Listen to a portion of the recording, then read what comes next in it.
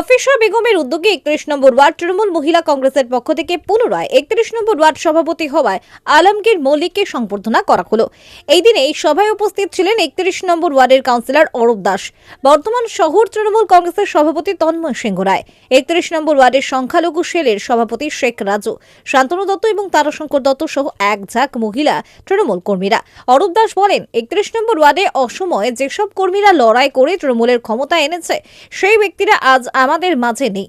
তাদেরকে শ্রদ্ধা জানাই। আমরা সকলে কাঁধে কাঁধ মিলিয়ে সমীর রায়ের সঙ্গে রাজনীতি করে গেছি এবং তৃণমূলকে অসময়ে জিতিয়েছি। 31 নম্বর ওয়ার্ডের সভাপতি বাবলু বলেন, বোনেরা না থাকলে ভাইদের কোনো অস্তিত্ব নেই, তাই সকল বোনেদের বলবো ভাইদের সহযোগিতা করে এভাবে পাশে থাকতে।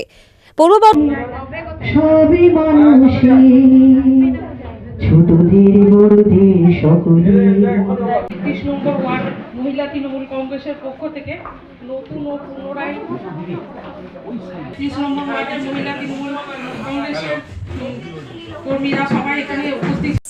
আমরা এই ছোট্ট একটা সভা রেডি করেছিলাম। হ্যাঁ, প্রথমে সকলকে জানাই বর্ধমানবাসীকে আপনাদের মিডিয়ার তরফ থেকে নববর্ষের প্রীতি ও শুভেচ্ছা এবং বড়দের প্রণাম।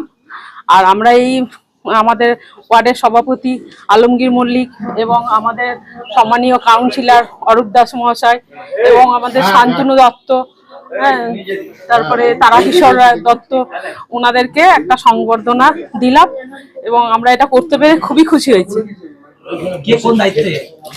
আমাদের বর্ধমানের সহসভাপতি অরূপ দাস মহাশয় হয়েছেন নতুন, আর আমাদের ওয়ার্ড সভাপতি হয়েছেন আলমগীর মল্লিক ওরফে বাবলুদা, আমাদের সকলের প্রিয় বাবলুদা, এবং আমাদের কোষাধ্যক্ষ শান্তনু দা আছেন এবং তারাকিশোর দা আছেন সহসভাপতি।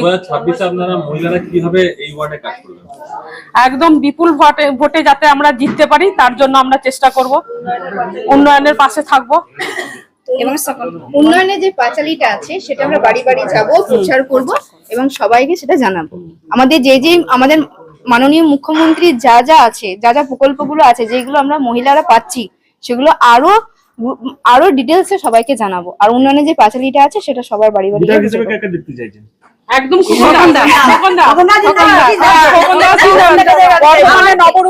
খোকন দাস জিন্দাবাদ। আমরা খোকন দাকে দেখতে চাই। প্রত্যেকটা মানুষকে হেনস্থা করা হচ্ছে বিজেপি করছে, কি বলবো, মানে একবারে খুবই খারাপ করছে। প্রত্যেকটা মানুষ বিরক্ত হয়ে যাচ্ছে। বিজেপির আর মানে কোনো জায়গা হবে না, কোনো জায়গা হবে না বিজেপি, একদম বাংলায় আর কোনো জায়গা নেই বিজেপির। বর্ধমানবাসীকে এই নিয়ে কি বার্তা দেবেন? বর্ধমানবাসীকে বলবো সবাই একত্রিত হয়ে সৈনিকের মতো কাজ করে মমতা দিদিকে বিপুল ভোটে জিতিয়ে দেওয়ার জন্য অনুরোধ জানাবো সকলকে। আমার নাম হলো নাফিসা বেগম, 31 নম্বর ওয়ার্ডের আমি একজন সৈনিক।